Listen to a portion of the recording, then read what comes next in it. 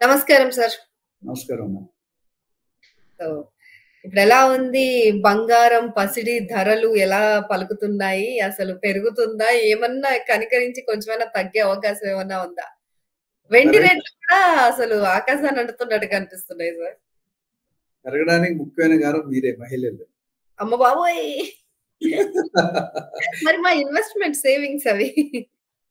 ఏమైందంటే పసుపు, పచ్చదనం, పసిడి అని అంటారు గదా! ఈ పసుపు కలర్ అనేది ఆడవాళ్ళకి ఇష్టమైన ఒక ఐటెమ్‌లో ఒకటి.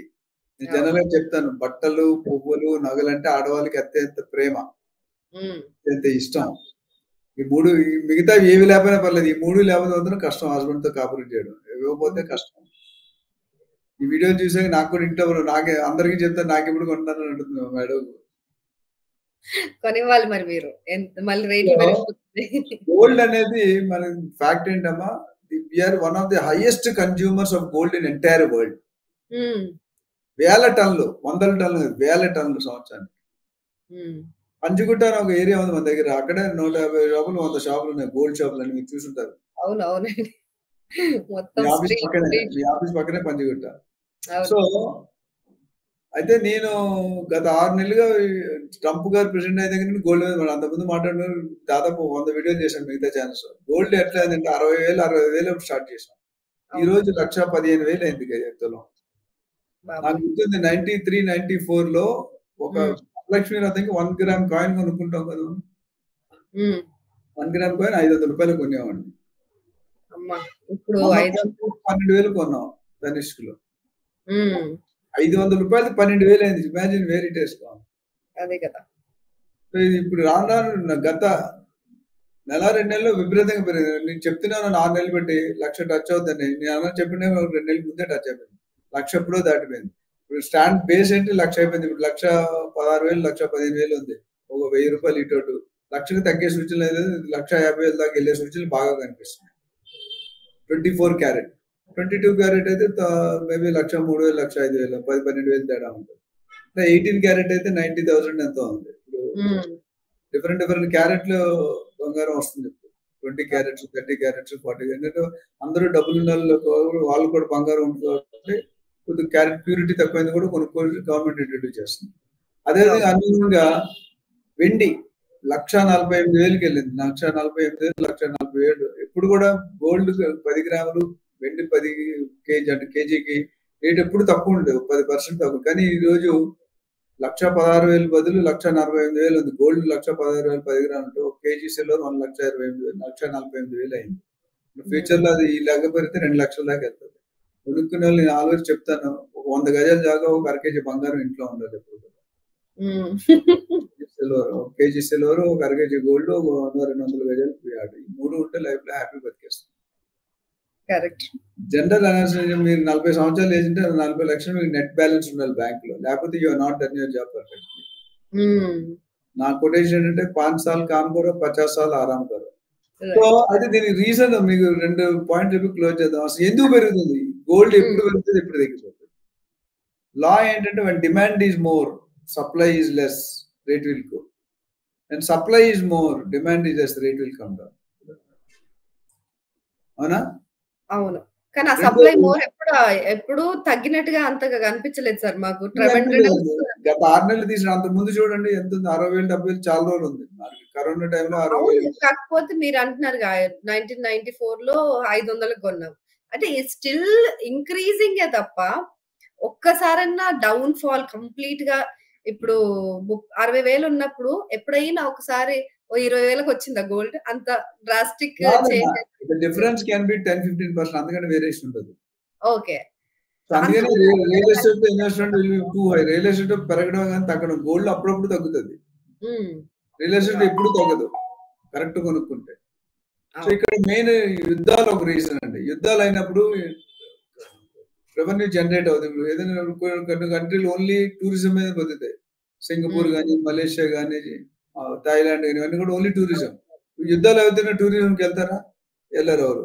సో, ఇన్‌కమ్ లేనప్పుడు ఏం చేస్తారు? సెంట్రల్ రిజర్వ్, ఫెడరల్ రిజర్వ్స్ ఉంటాయి. గోల్డ్ నిధులుంటాయి ప్రతి హ్మ్. కంట్రీకి.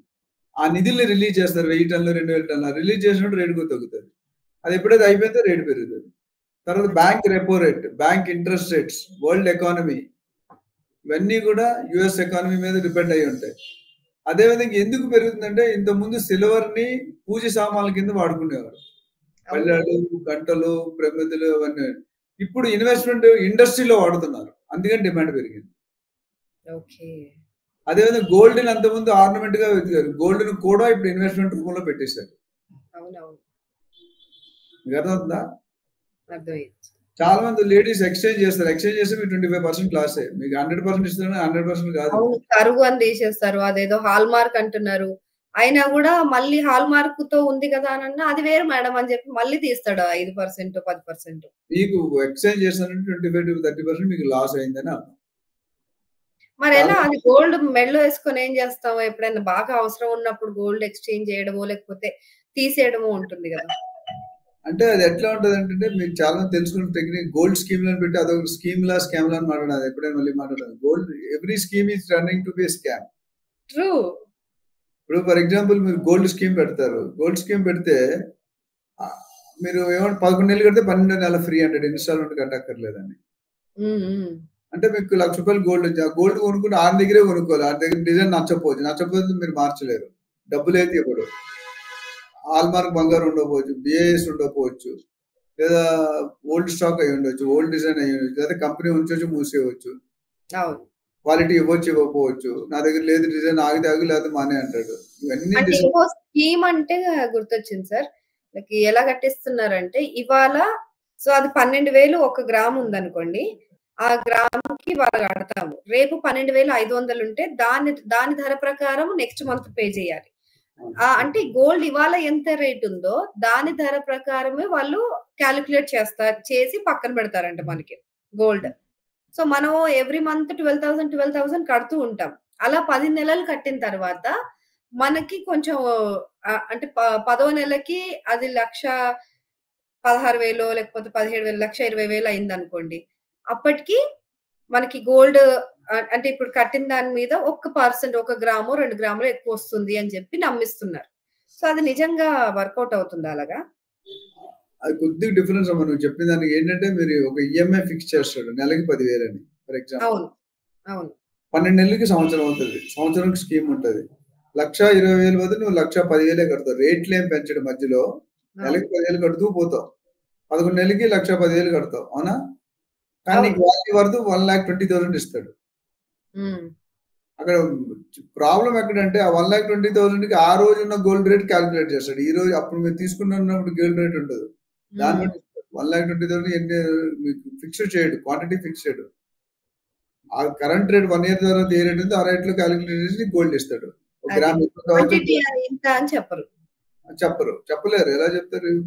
తగ్గితే మీకు పెరిగితే వాళ్ళకి బెనిఫిట్. రెండోది స్కీముల్లో మెయిన్ వచ్చే ప్రాబ్లం ఏంటంటే కన్సిస్టెన్సీ ఉండదు. ఆ బిల్డ్ ఎవరైతే జ్యువెలర్ ఉన్నాడో క్వాలిటీ మెయింటైన్. ఇప్పుడు అమీర్పేటలో ఉంటారు కొంతమంది, ముషీరాబాద్ చిన్న చిన్న ఆల్ షాప్ క్వాలిటీ, తనీష్ ఎప్పుడు కూడా ₹1,000 ఎక్కువనే ఉంటుంది అంత తర్వాత. Quality assured. కొన్ని గోల్డ్ జ్యువెలర్స్ క్వాలిటీ అష్యూర్డ్ ఉంటుంది. ఇప్పుడు మెషిన్స్ వచ్చే కనుక్కుంటారు.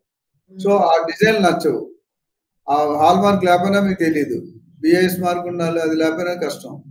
అట్లా రేట్ ఎంత వేస్తుంది, మేకింగ్ ఎంత వేస్తుంది, 20% 30% వేయచ్చు. So these are the ways where you will not be knowing. Wait for new design. కొత్త డిజైన్ లో డిస్కౌంట్ ఉండదు, పాత డిజైన్ లో డిస్కౌంట్ ఉంటుంది. సో ఇవన్నీ చూసుకుంటే it very tough to estimate. So overall గా gold is being looked as investment కాబట్టి రేట్లు పెరుగుతున్నాయి. సిల్వర్ ఇన్వెస్ట్మెంట్ గా పెడతాం కాబట్టి రేట్లు పెరుగుతున్నాయి. సో ఇవన్నీ ఓవరాల్ గా చూసుకుంటే ఇట్స్ నాట్ గుడ్. మనం ఒక లేడీ ఫోన్ చేస్తుంది, 3 కూతుర్లు అంట ఆవిడకి. ఆవిడ 60 సంవత్సరాలు. నాకు ఫోన్ చేసి గోల్డ్ రేట్ ఎప్పుడు తగ్గుతుంది, నా కూతురు పెళ్లి చేయాలి నన్ను అడుగుతుంది వీడియో చూసి. రైట్. సో ఏం చెప్పారు మరి, ఎప్పుడు తగ్గుతుంది అంటున్నారు మీరు? నాది కూడా సేమ్ డౌట్. తగ్గుతుంది, పెరుగుతుంది గోల్డ్.